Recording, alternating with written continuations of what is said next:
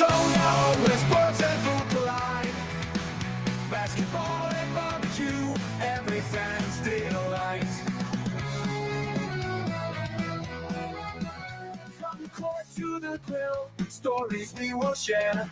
Tasty bites and highlights together everywhere. Sports Bytes, let's unite. Great food and games tonight. Tune in, feel the vibe. It's a winning ride.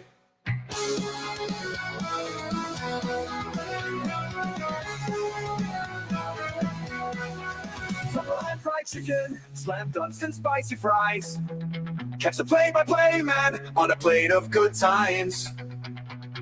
Join us for the flavor, join us for the game. Every bite and replay, memories will flame.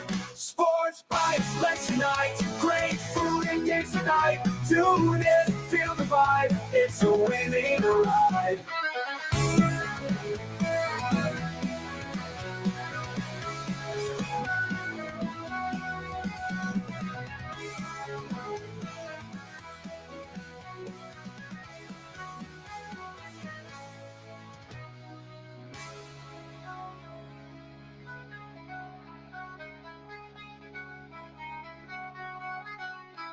Football and fried chicken, slam dunks and spicy fries.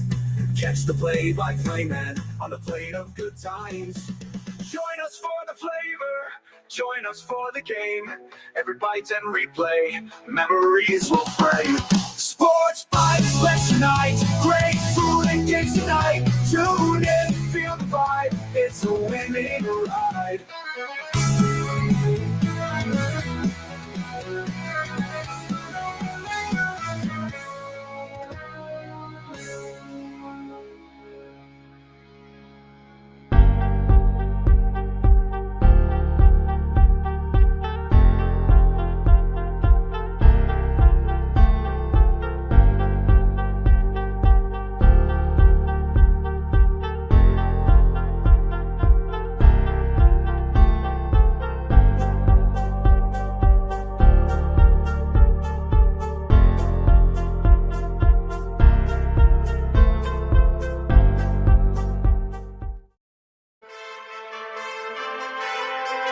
Welcome to Sports Bytes. Welcome to Sports Bytes with your host, Chris Joseph.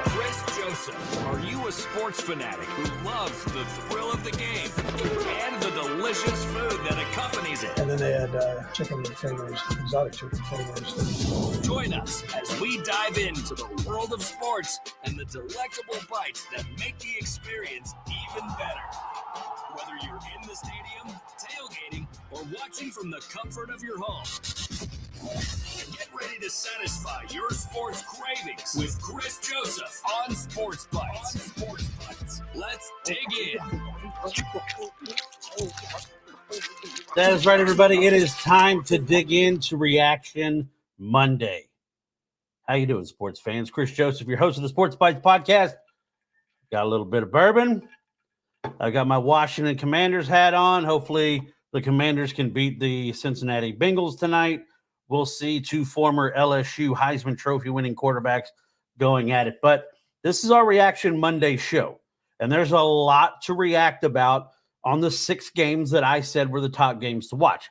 But before we get into that, if you're watching, if you're listening, just click that little thumbs up, that little like button. It's going to help me out a lot, right? It's going to help me out a lot. You can subscribe, follow, share. Maybe you think my points are stupid. You want to share, like, look at this fat guy talking stupid. Share it. Let people know. There you go. Monday Night Football. That's right. Got a double decker today with the Jaguars and the Bills, and the Bengals and the Washington Commanders going at it.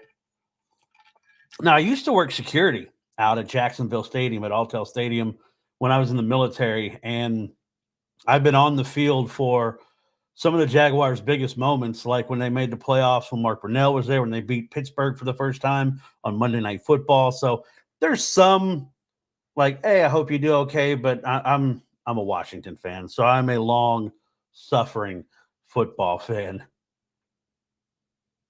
There you go. Being a Browns fan, rooting for the Redskins to beat the Bengals.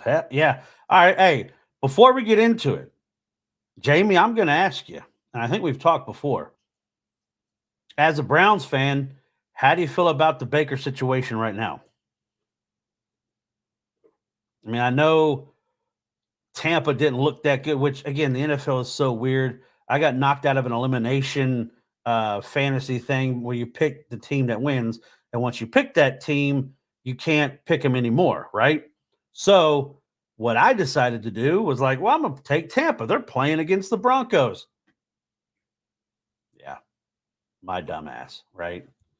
Lose that. But again, if you're watching, follow all the socials right down here. I'm on X at Sports Bytes Pod 1. I'm on TikTok, Sports Bytes Pod. All right. Subscribe on YouTube at Sports Bytes Podcast. Hit the like button, hit the notification. There's a lot of stuff that I got coming. And follow on Instagram on Sports Bytes Podcast. Jamie says, I was the biggest Bake fan. I own 7 Baker jerseys, including a framed signed jersey hanging on my wall. Well, just so you know, I'm trying to get Bake to come on. I'm good friends with who was his college roommate, and I was also one of the very first guys to get to talk to him at Oklahoma when he got there. Man, massage washing the worst Browns. Oh, yeah, it's bad with what they did. It's bad with what they did. But a lot of stuff we could get into. I mean, we started Friday night with that top 25 matchup, and I'll admit, guys, I have been completely wrong about Illinois all year. All year. Luke Altmaier, that defensive line, they played phenomenal. And I'm going to tell you this, if you're a Nebraska fan, I'm going to get it right when I point one day. Up there in the corner at Dogs TV, we got a couple of guys that actually go to Nebraska. Rock Hard Ball. You need to watch those guys.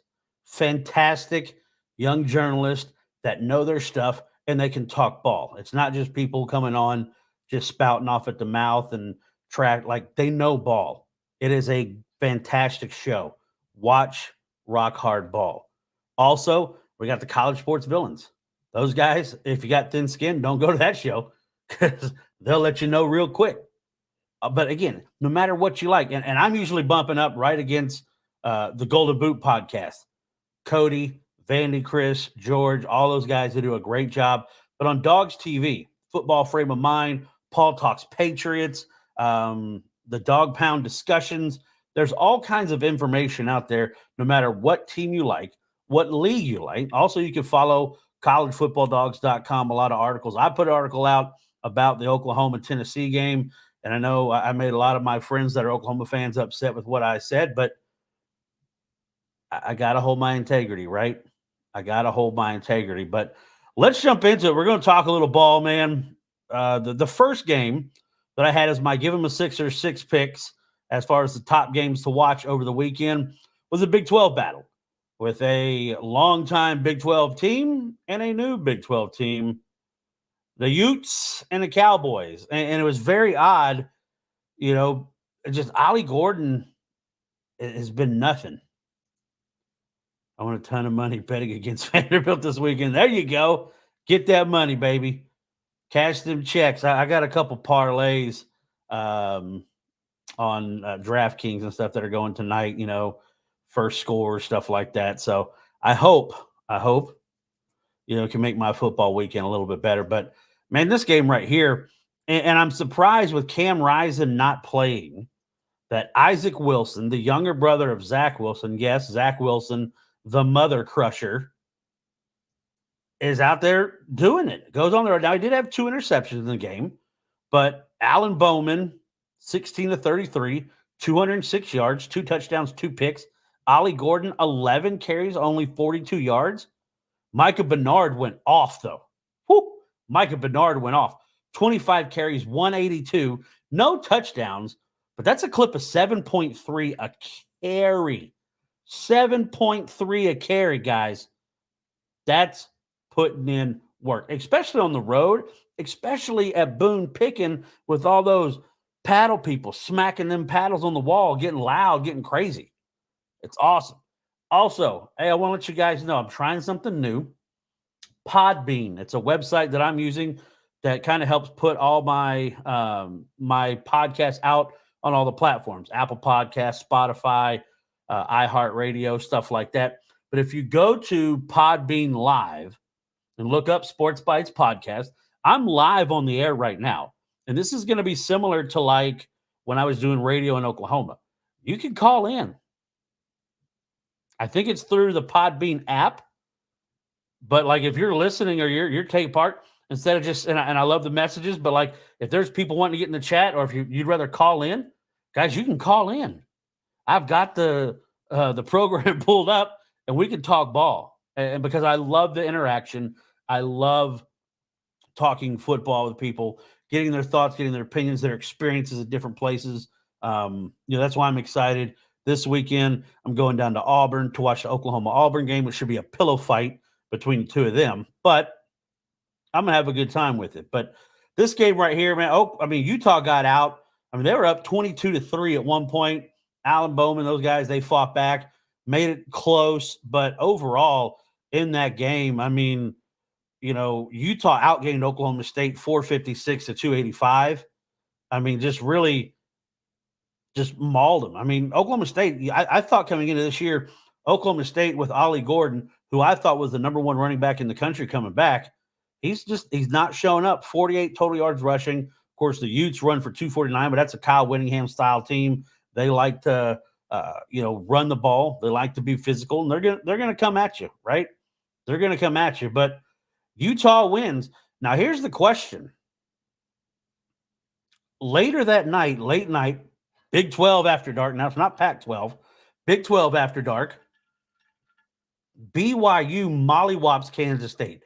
Now, Kansas State had a cacophony of errors that led to back-to-back-to-back, really quick scores. And some of the weirdest plays, and again, the punt return, 93 yards. You touched it, you thought you muffed it, able to take it. BYU, are they a contender for the Big 12 now? Is the Holy War going to be for the Big 12 championship? Utah versus BYU?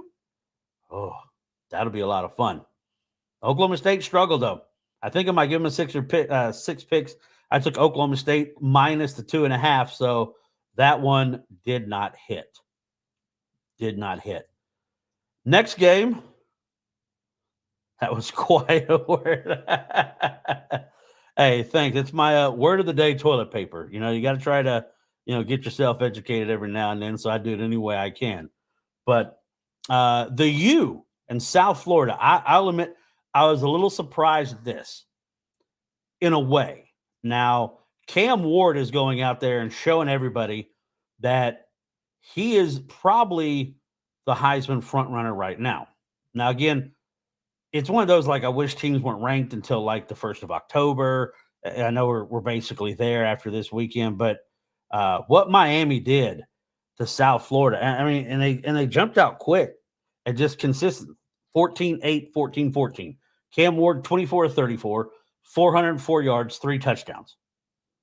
The young man's putting in work. I know Washington State is hating the fact that he's gone. Lau runs for 104 yards. Horton for the Canes, 8 receptions, 108 yards and a touchdown. And just really, I'll say this, to me, and I know it was just, God, this is the second time that my son's left his phone in the room, and now it's ringing. But this game, to me, if you watched the Alabama game as well against South Florida, this game was more dominant for the U. I think the Hurricanes dominated South Florida and beat them more soundly. Now, Alabama still won by 4 touchdowns. They got a lot of those points late in the game. But I think Miami really did a number on South Florida. Byron Brown had he had a good night. He threw it.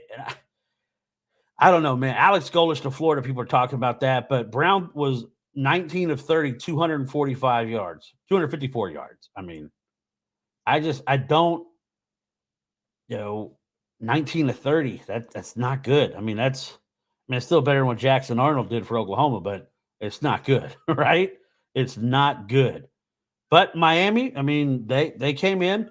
They're continuing to play good football. They're continuing to win football, and Cam Ward is continuing to have his name rocket up that list of Heisman hopefuls. Now, I have a little something I'm going to talk about the Heisman a little bit later. I got a tweet from somebody that I'm going to put up here, and we're going to talk about that, kind of break it down a little bit. But yeah, this game, South Florida, just not even in the same spectrum. Whoo! This game at first, LSU, UCLA. Now, for a little bit, I was like, UCLA is going to make this a game. Okay. Now, I know it was hot. Like, it was oppressively hot out there in Baton Rouge. I think I saw a final number was over 115 people had medical care given to them because of overheating at that game, which I'm like, bro, you can't schedule a game in Louisiana that early in the afternoon, still in September. It's gonna be bad, and it was. But that game come out, and UCLA was kind of going back and forth. UCLA led at the end of the first quarter, 10-7. I'm like, wait a minute. I know Cody from the Golden Boot. There's some moments of going, uh-oh, what's going on here? LSU minus the 22.5, a total of 56.5. Of course, it doesn't do any of that.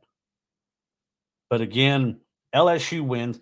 Garrett Nussmeier, I didn't know. Him and Connor Wegman were the two quarterbacks coming into the year that I was like, I don't know if I really buy into either of those guys yet, right?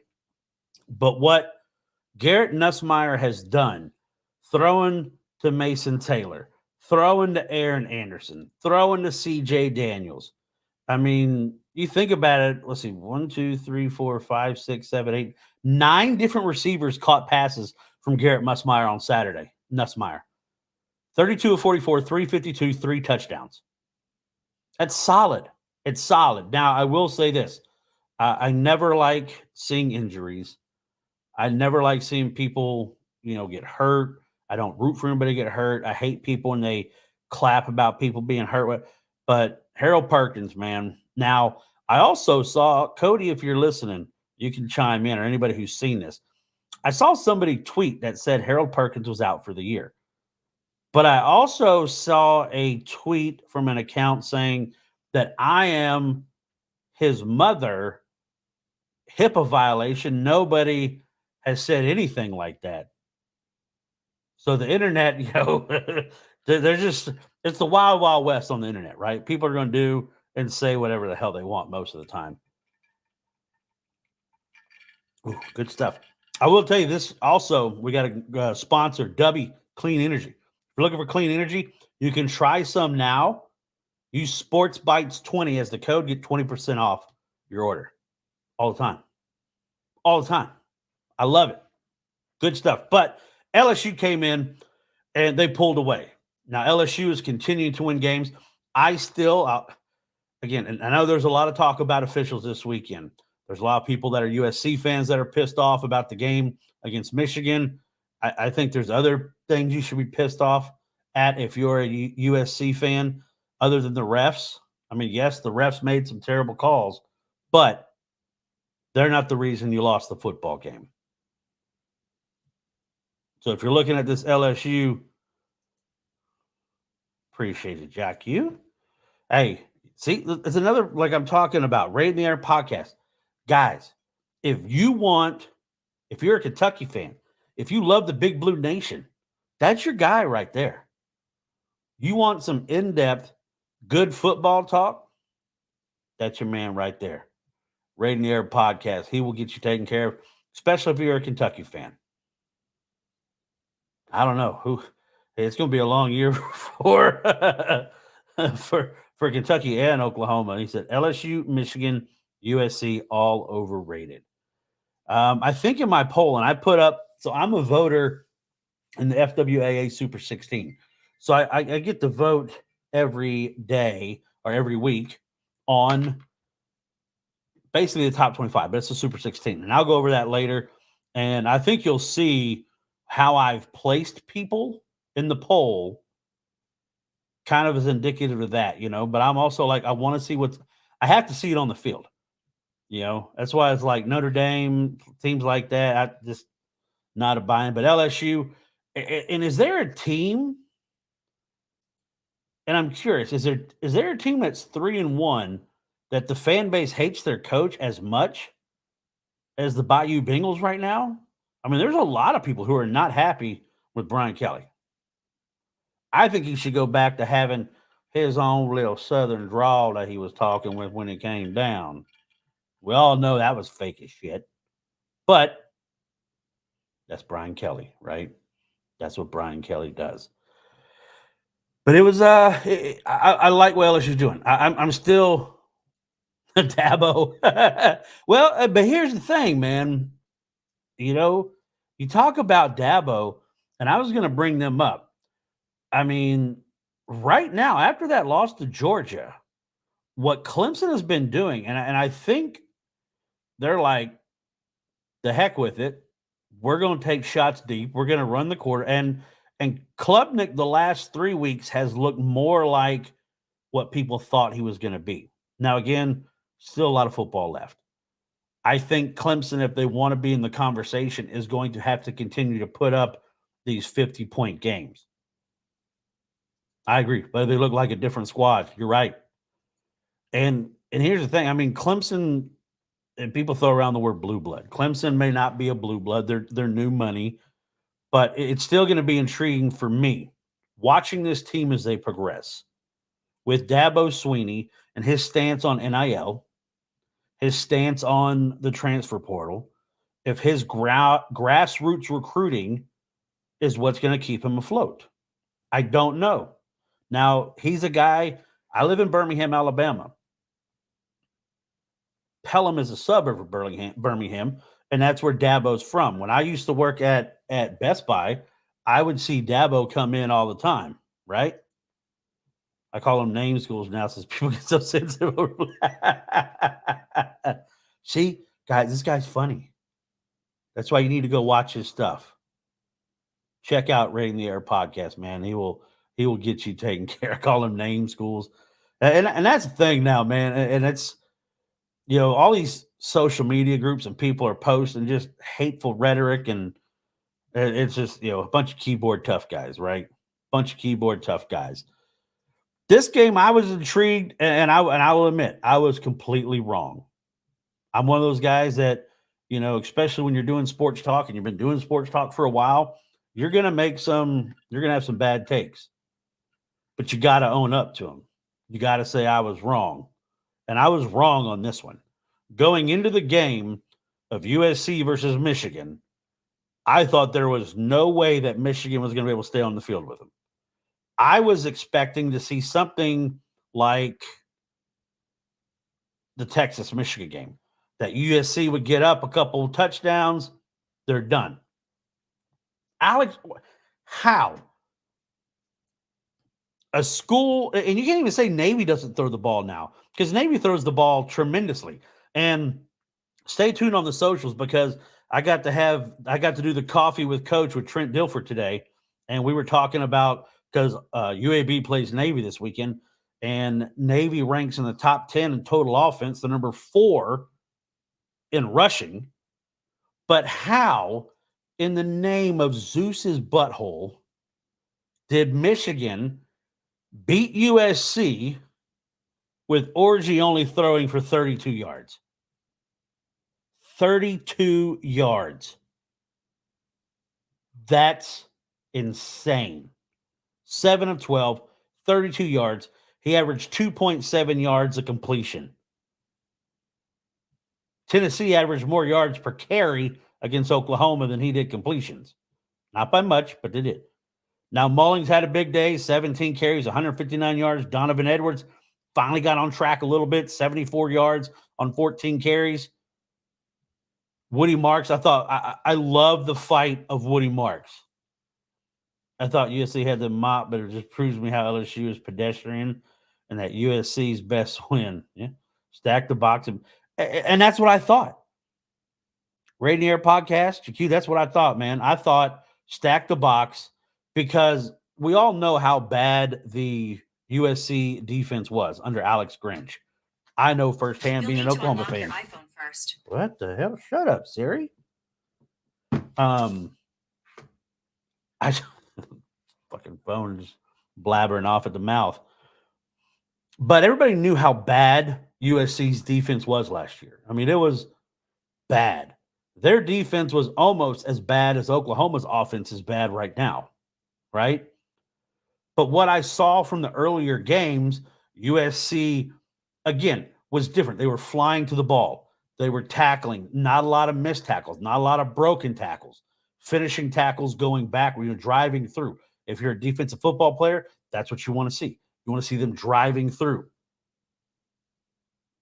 Didn't get it done. Now, again, some holding calls, possibly. I know there's a lot of people who are up at arms saying that the refs screwed USC. And I'm going to say this.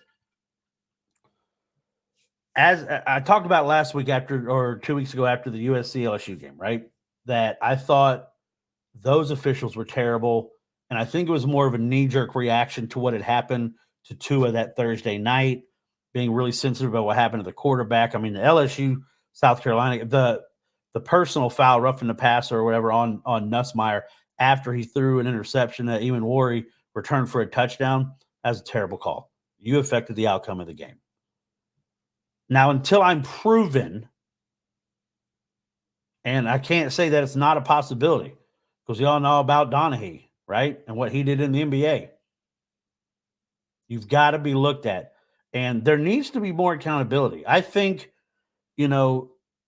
as a former official myself, you never want to be the person to blow a call.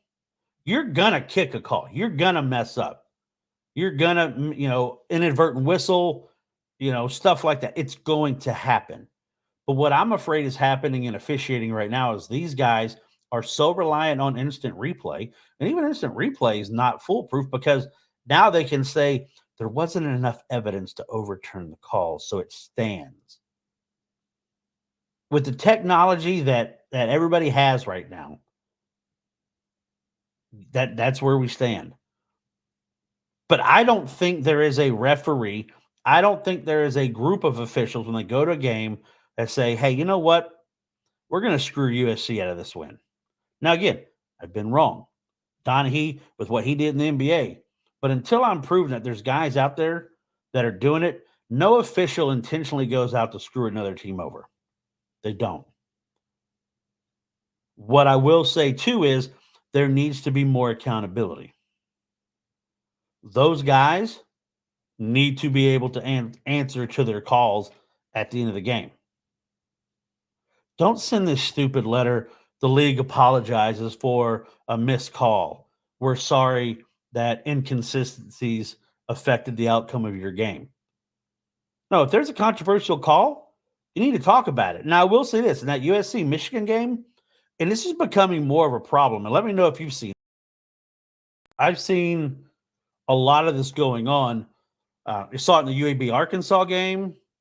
Saw it in the Kentucky-Georgia game, where the defenders, where they're coming and trying to wrap up, and when their arms are coming through, and they're just pulling at the face mask and like dragging them, but it's not getting called. There was 2 of those I did see against USC that didn't get called, where they were the ones getting face masked by the Michigan defense. Didn't get called. Happened in the Georgia-Kentucky game. Didn't get called. Actually, Kentucky got called for face mask on that one, and they were the one carrying the football. So again, it's really, really crazy what's going on in officiating right now. I wish there was some more accountability. And, I know you're graded and you're there to keep everything safe, but man, some of these officials, it's gotten bad. I picked this game because I thought it was going to be an entertaining game. I was wrong. I say I was wrong. It was okay. Arkansas, whoa, pig suey, the bacon bits. They come in to take on the Auburn Tigers, Jordan Hare. Hank Brown, freshman, starting out there tweeting, I can't wait to dominate Arkansas. You threw 3 interceptions in the first half and were replaced by Peyton Thorne, who continues to throw the ball to the other team. Now, that sets up a really interesting matchup with Oklahoma and Auburn next weekend. I'm getting ready to dive in on Oklahoma coming up here in a minute. But Peyton Thorne just he is what he is. I mean, I've talked about it before. Hank Brown had many fools. Now I'm gonna tell you what I heard. All right. So again, talking with Trent Dilfer. Trent was Hank's coach in high school. And Trent stands on business saying that Hank is a Sunday guy. Okay. And he was like, I've seen it because I've done the Elite 11 camps forever. I was like, oh, okay. I mean, Hank Brown didn't have 3 interceptions his high school career. And I think he only started 1 season, but he had 3. And I think 1 was a tip pass. It's a lot of turnovers. I think the quarterbacks combined have 8 turnovers. But I mean, Taylor Green, I like watching this kid. He made a couple bad throws, 2 interceptions. He also led the team in rushing with 80 yards. But Auburn outgained Arkansas, 431 to 334. They just couldn't hold on to the football. Couldn't hold on to the football at all. Ray in the Air podcast, I know you like it. That's some of that Kentucky gold right there. That good Kentucky stuff. But Auburn, they're now 2-2. There's a lot of rumblings about Hugh Freeze. Because he keeps throwing his quarterbacks under the bus. Just not a good look, man. All right. I'm going to get into this. Maybe first game jitter, maybe time issue, lack of reps. Probably. Possibly. And I'm going to talk about this game. Heard the ice and knew immediately. That's right. I got a little bit. And I'll admit, I like mine on the rocks. I try not to let it get too watered down when I'm drinking bourbon, but I like mine on the rocks. I've got a Glencairn, and I'll take it neat as well. But I always like my bourbon on the rocks a little bit. But this game right here, and it's time to really talk about it. I pissed a lot of Oklahoma fans off, one, because I said Tennessee was going to win the football game. I took Tennessee minus the 6.5. That covered. I wrote the article for College Football Dogs about this game, the wrap-up. And first off, I want to say, TJ, our guy that works at College Football Dogs, man, congratulations to your team. He's a big Tennessee backer. We talked a little bit towards the end of the game. I had started writing the article about the wrap up on this game. But TJ, hey, you got a good football team, man. That defense is really, really good. And again, take nothing away from what they did. Their defense exacerbated how Oklahoma played offensively, right? It made them look more pathetic. I want to know what the hell was the design when you let James Pierce free, or do you think a tight end is going to be all that needs to block James Pierce? It is frustrating, right? But this game, 25-15. Now, from everybody I know out in Oklahoma, said that the crowd showed up, that it was an SEC-ready crowd. Now, I did see a lot of Tennessee people also saying, nice stadium, a little small compared to the SEC. And I agree. And I've always said, I've never thought of Oklahoma, and I've been to hundreds of games. I mean, I covered the team for over a decade, so for at least 10 years, I was at every home game, went to a lot of the road games, bowl games, stuff like that. Been around Oklahoma football a lot. Oklahoma Memorial Stadium is not one of the most intimidating places to play. Now, Saturday night, they brought it, but then they also got drowned out by Rocky Top. The Tennessee fans showed up, and I was surprised, and I try to tell people this in Oklahoma, because in the Big 12, a lot of teams return their tickets. I was like, that's not happening in the SEC, buddy. They're going to sell all their allotted tickets, and they're going to buy up groups of y'all's tickets. And they did. There was little smatterings of orange all through the stadium. Now, for the most part, I think everybody had a good time out there. From everything I see, everyone's like, man, great visit, great people. We know there's those guys on message boards and stuff that, that talk out of their ass. And, it is what it is. Keyboard tough guys, right? But you're looking at this matchup. Nico Iamaleava coming in. This was going to be his first road test. What would he do against this defense? And I'm going to tell you what, Nico impressed me because Nico got pressured. Nico got sacked. And Nico turned the ball over because of those sacks. And I like Josh, what he's done. Now, talking with TJ, he brought it up a little bit. He said that he felt Josh got a little too conservative.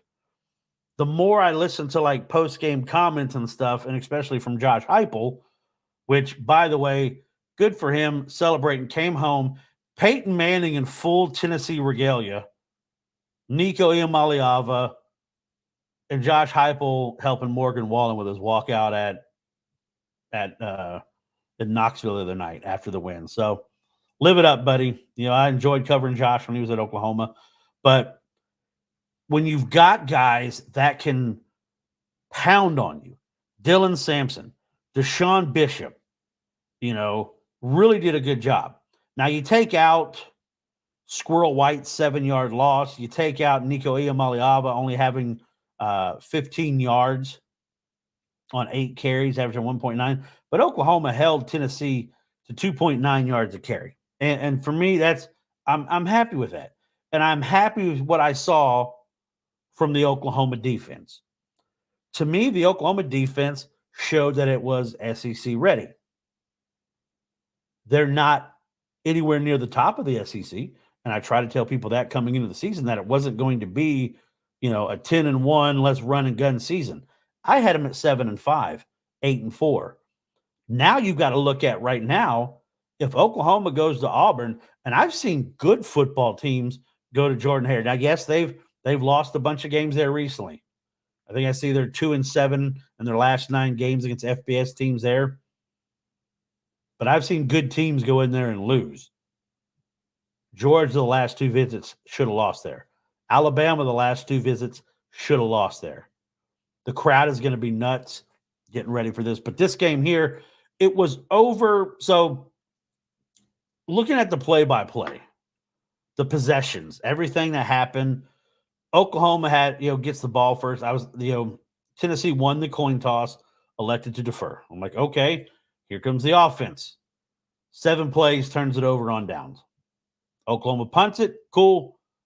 We go out, punt. I'm like, oh, okay. And made some big plays, made some tackles for a loss, got in there and looked really good.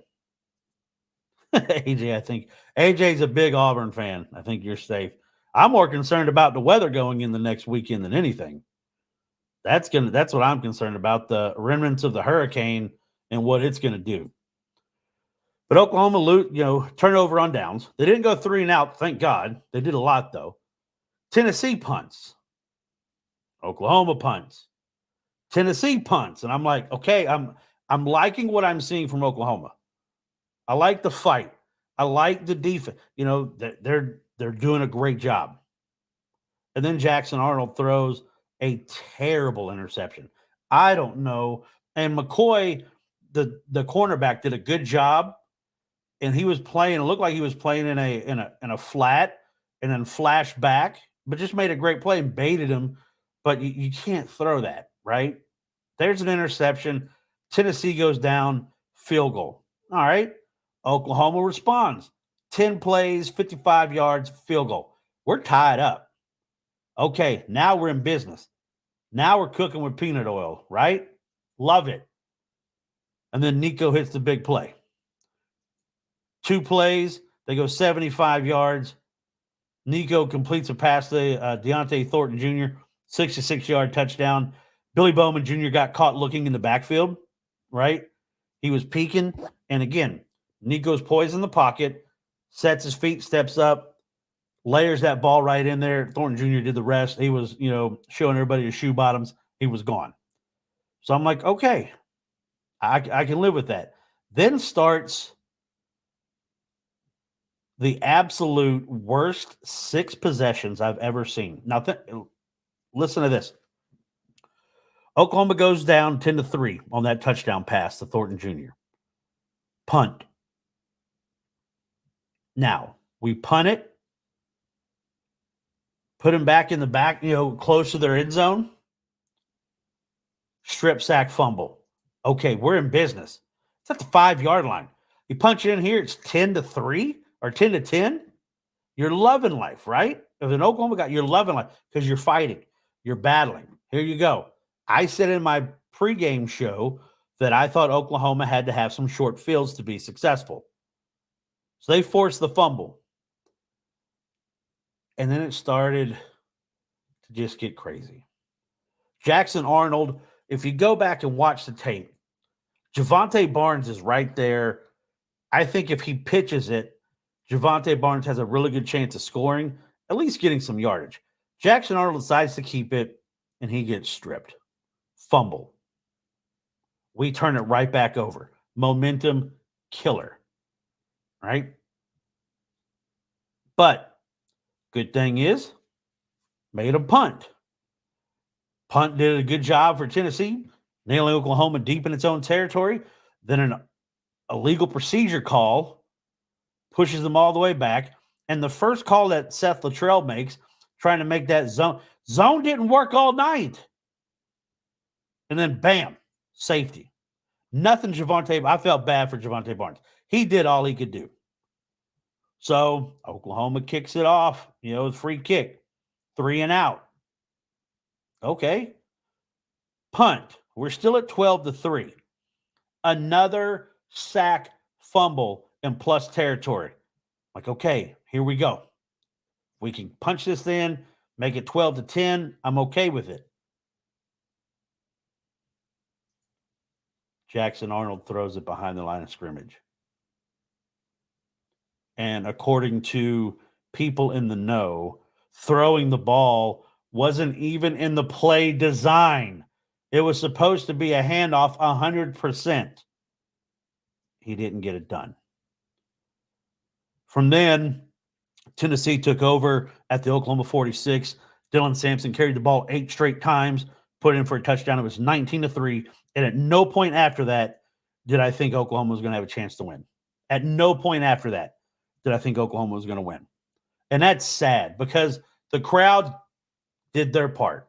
And people say, well, the crowd has a right to say things now because of NIL. If you're contributing to the NIL and collectives, you have a right to be a little bit pissed off. You came and you brought it. People challenged you. People called you out as football fans, Oklahoma. Your fans showed up. It was a really good environment.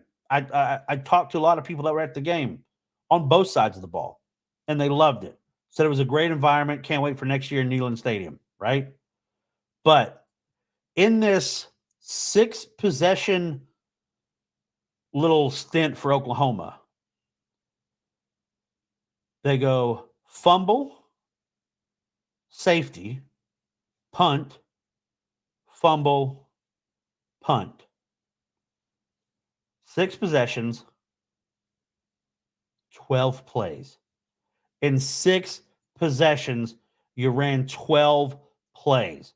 You had 3 one-play drives that resulted in a turnover or safeties.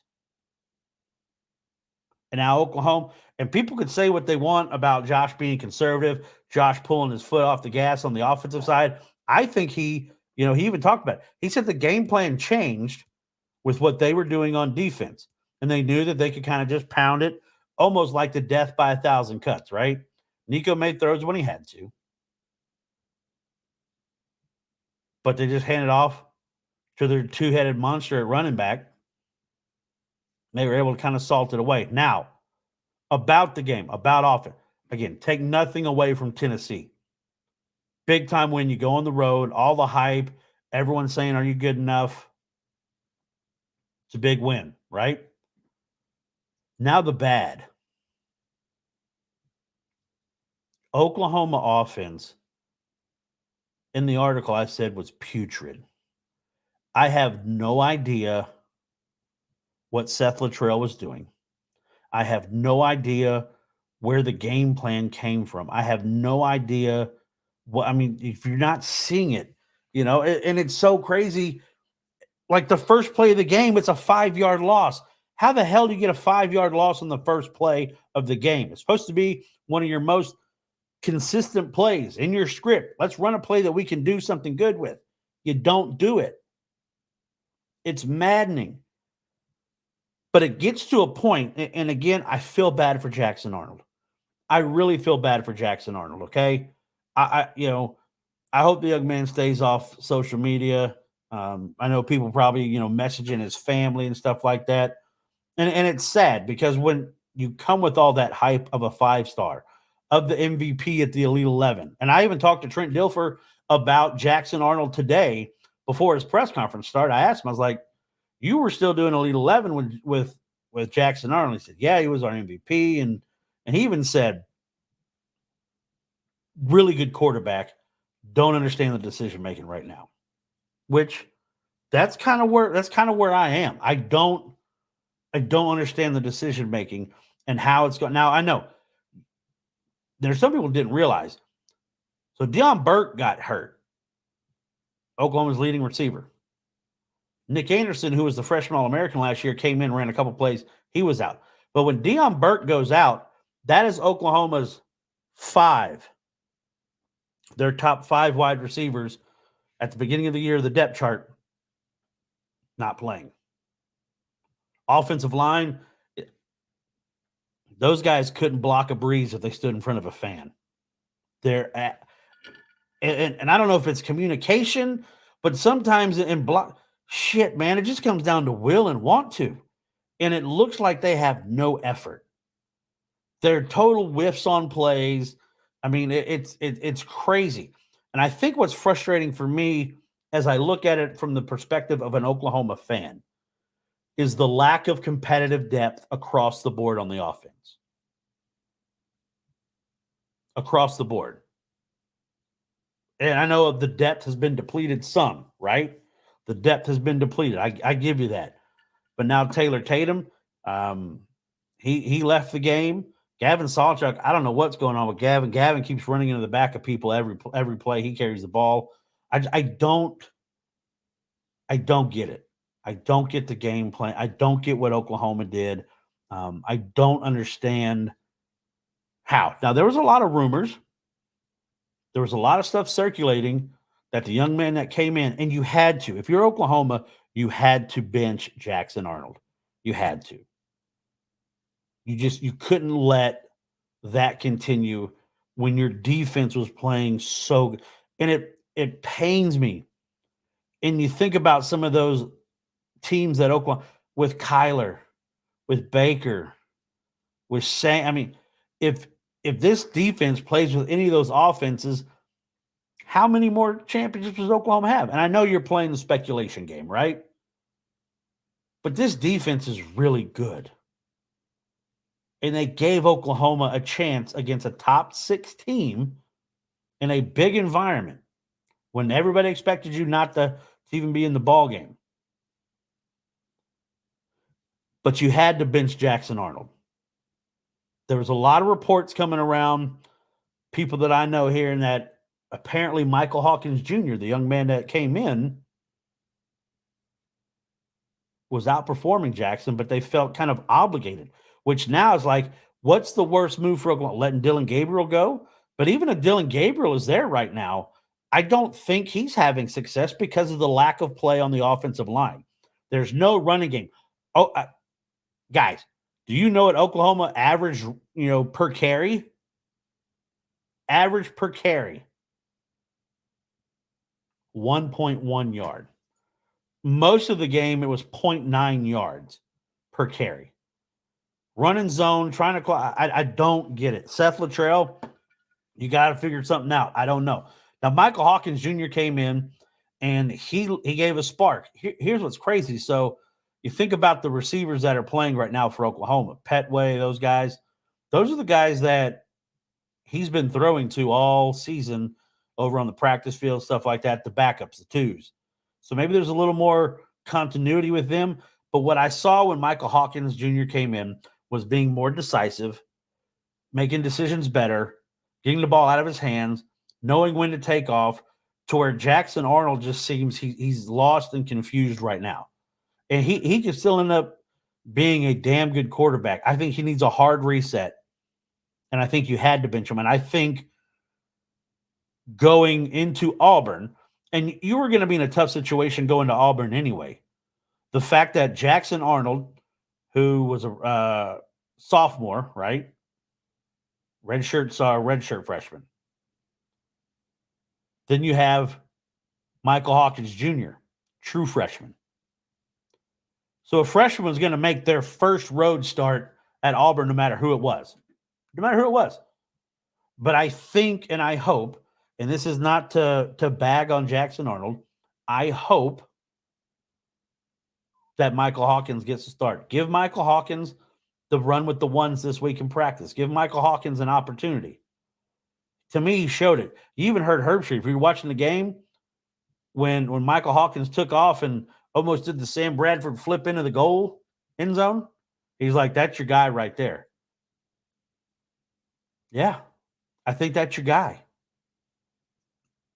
I think moving forward right now, and I think you go in, give him a game plan, some layup throws, get him a chance to come out and be productive. You know, hell, run some speed option with him, do some stuff like that. I mean, the young man's extremely fast, but it's gonna be crazy, man. It's gonna be crazy. I will tell you this: I am not doing a Friday show because I'm going to be down in Auburn. There will be content posted. I will be going around to show everybody, because Sports Bites is all about food and sports. The tailgates down at Jordan Hare, what it's like in the SEC. Going to run into some of my old Oklahoma buddies. A bunch of fans coming out for the game. And I know it's a little bit down now after that, but it's still going to be a lot of fun. Here's my give him a 6 or 6 picks. I sucked this weekend. Oh, I was terrible. I took South Florida getting 17.5 points. Nope, not good. That didn't cover. I took Oklahoma State minus 2.5 over Utah. That didn't happen. My lock, UCLA and LSU over. LSU decided to start playing some defense late in the game. Missed it by just a little bit. But that was my lock of the week. I took Auburn minus 2.5 over Arkansas. That didn't hit. The 2 I won, the over in the Michigan USC game. And I took Tennessee minus a 6.5, and that pissed a lot of Oklahoma fans off. I know. I'm sorry. Now, I do want to show you this. So we talked about nachos last week, right? My top 5 nacho toppings. That's what I made for the game right there. And again, I go with you can buy those little silver, cooking trays. So that way you're not, having to do a bunch of dishes afterwards. Just throw it away. Actually, we let our dog, he likes to, get the last little bit of morsels, but everything on there, man. I made my own cheese sauce, a little beer cheese, make a roux, a little bit of some nice ale in there, make like a cheese sauce. Then the ground beef, black beans, put a little shredded cheddar jack over that, put it underneath the broiler, let that melt. Then you top it with all the veg, the lettuce, tomato, sour cream, guacamole, jalapenos, cilantro, everything. It was fantastic. Now, my boy, he's sitting there eating with us watching, and he had me do his with Doritos nachos. He wanted the Doritos nachos. So I'm like, hell yeah, buddy. Get you some Doritos nachos, all right? But that's what I had for the game. Now, I wish it would have been a little bit better. I mentioned earlier about what I saw.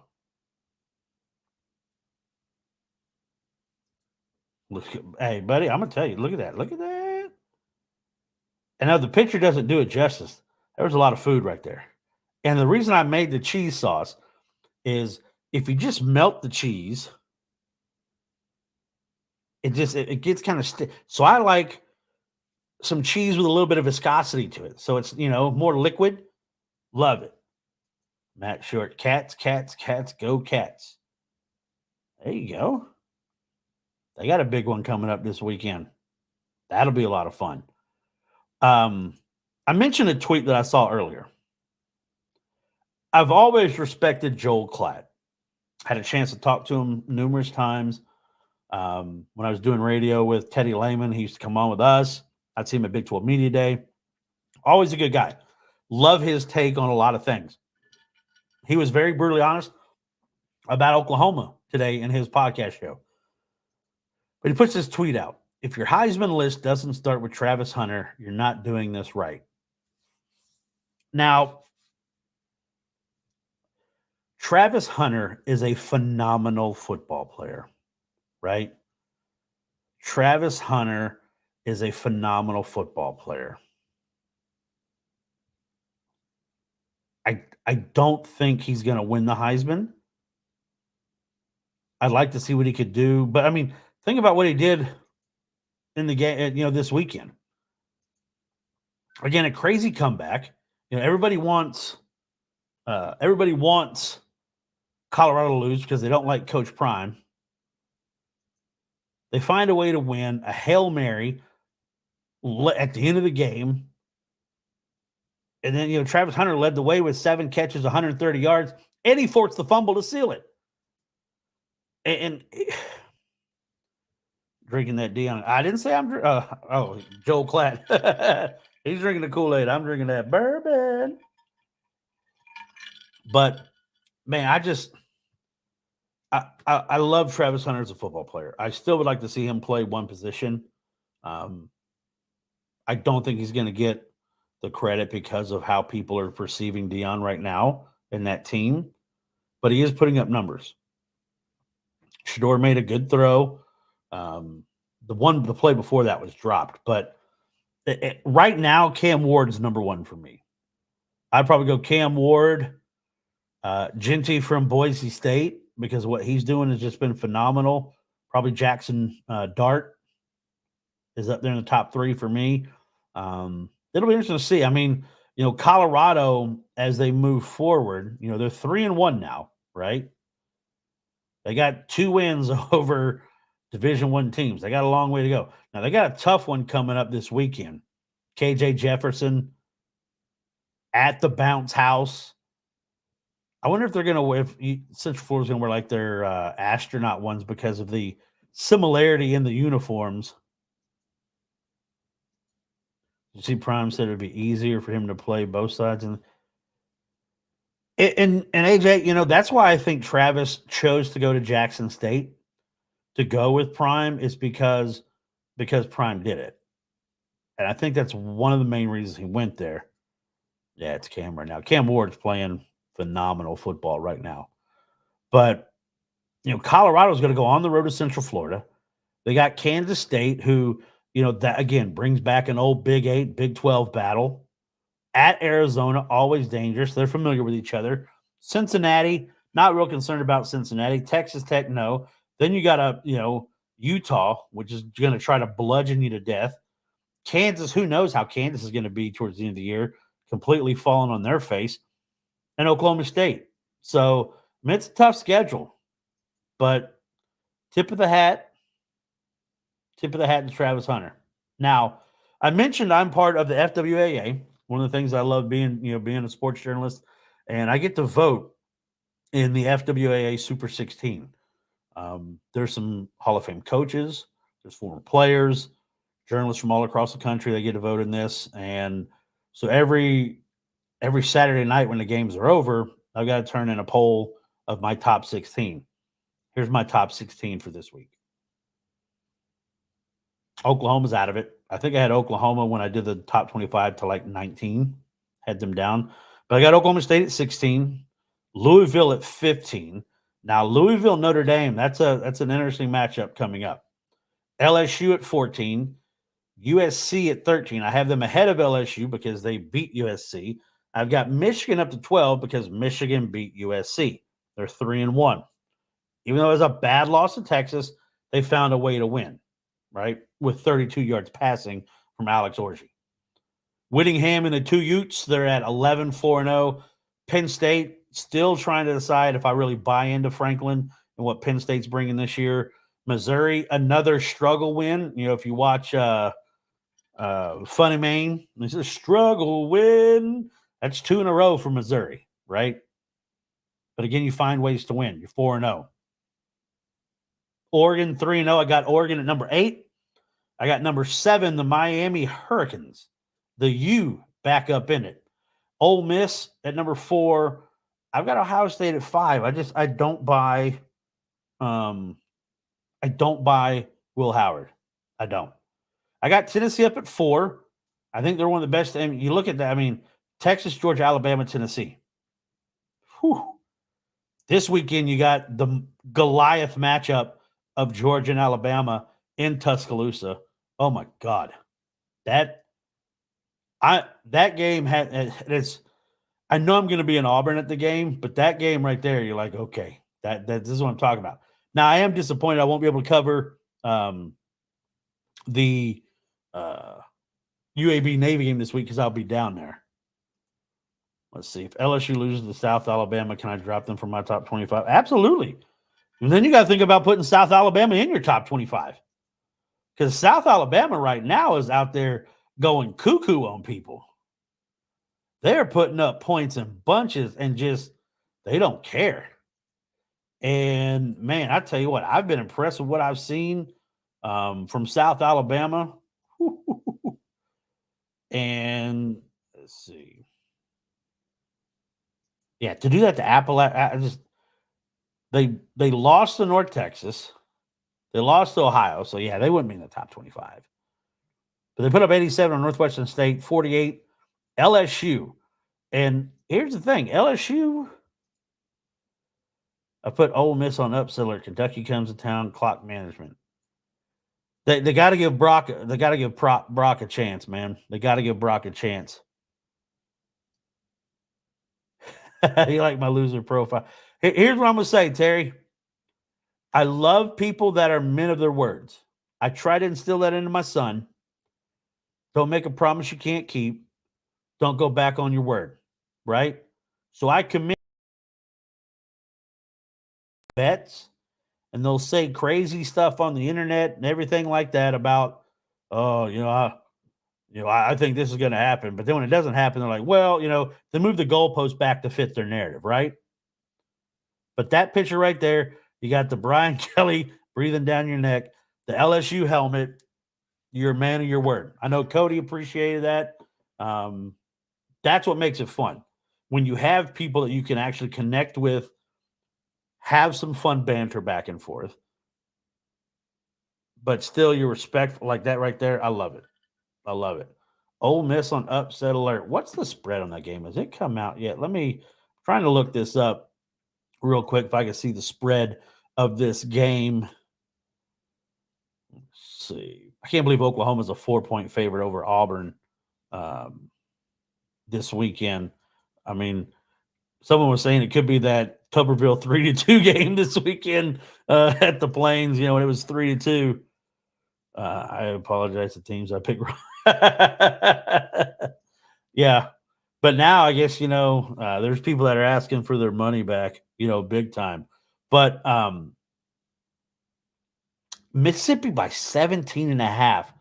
Whoo. That's a lot of points. Now I know it's at Vaught Hemingway. I know, but here's what's crazy. I don't know if the hurricane is going to impact Mississippi as far as rain.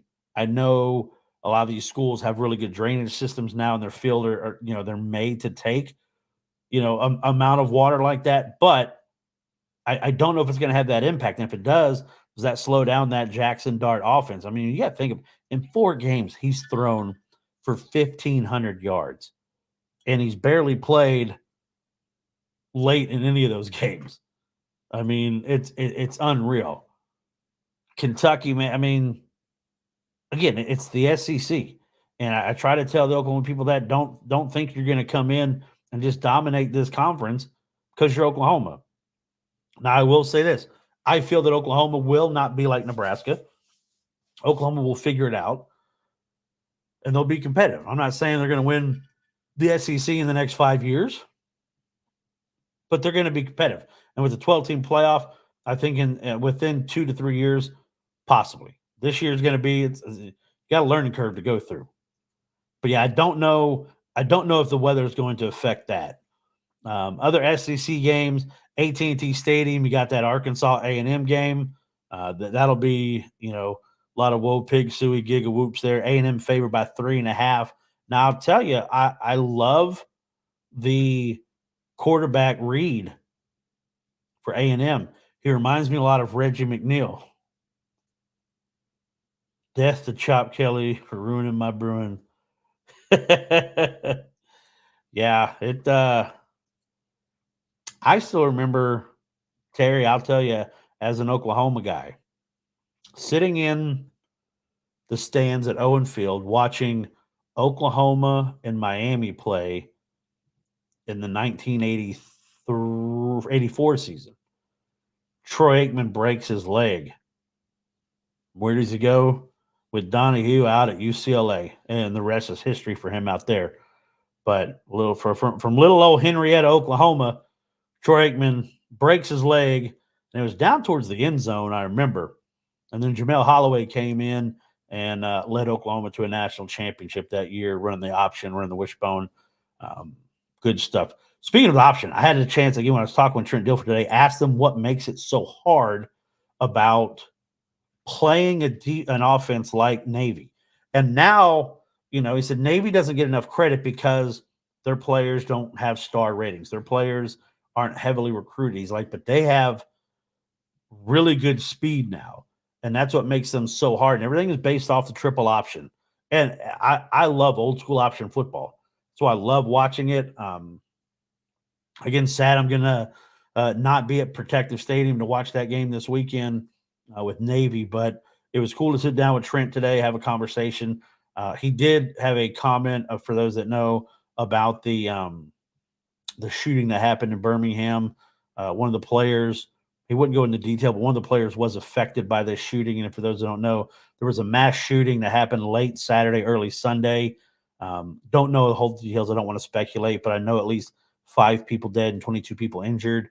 Apparently, right now, reports are somebody or somebody's fired from a car. People were standing outside an event, but dang it, that was today. Not the shooting. No. It happened. That happened Saturday night. But one of the players, and again, Trent did a good job. Not, you're right. It's sad, and Trent did a good job kind of talking about what they do serving in Birmingham, and the fact that his football team, since the start of the season, has already served over 3,000 hours community service. You meant Dilfer? Yeah. What about Dilfer? Yeah, I met with him today. Had a talk with him today. Me and some other guys. We with the press getting to talk to him, but it was just sad. Like I said, I know somebody on the team was affected. They didn't say how, and I respect that privacy, that aspect of it. But just kind of sad. But Trent really spoke highly of that Navy offense. Man. All right, quick look. Oh, my God. Whoa.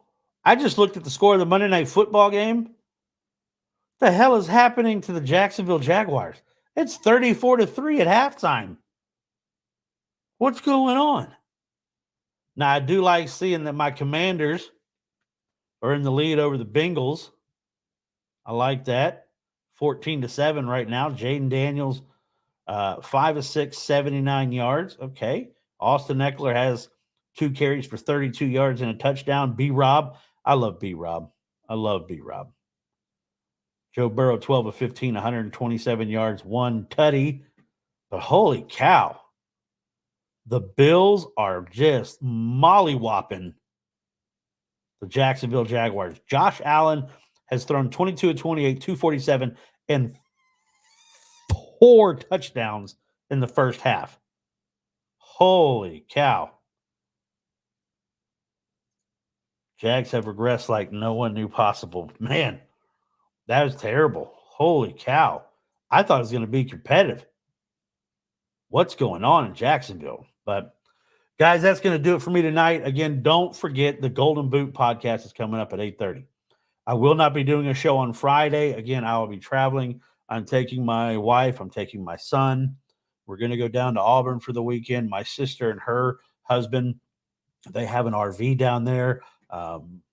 And at University Station, which is one of the happening places.